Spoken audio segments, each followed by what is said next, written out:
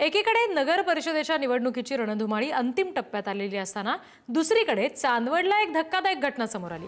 शक्ती ढोमसे या व्यक्तीने नगराध्यक्षपदाचे अपक्ष उमेदवार राकेश अहिरे यांना फोन करून भाजपचे नगराध्यक्षपदाचे उमेदवार वैभव बागुल यांना 13,642 मतं मिळणार असल्याचा दावा केलाय।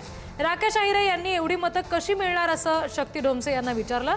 त्यावर त्यांनी मशीनवाल्याशी बोलणं झालंय आहे, तू 1 कोटी रुपये दिले तर तुलाही मोठ्या प्रमाणात मतं मिळवून देऊ शकतो अशी ऑफर राकेश अहिरेंनी दिली आहे। दरम्यान पोलिसांनी मशीन मॅनेजची ऑफर देणाऱ्या विरुद्ध गुन्हा दाखल केलेला आहे असं समजतंय।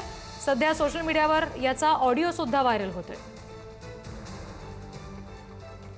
सगळे निवडून आलेले मी त्याला विचारलं कसं शक्य आहे म्हटलं हे, तर त्याचं म्हणणं असं आहे की जे अपक्ष आहेत त्यांना 100 वोटिंगच्या पुढे काही वोटिंग पडणार नाही आणि जो मेन उमेदवार त्याला 13,642 वोटिंग पडतील। मी त्याला हे पण विचारलं की एवढं तू शाश्वती कशी देतोय, तर त्याचं म्हणणं झालं की मी मशीनवाल्याशी बोललेलो आहे म्हणे।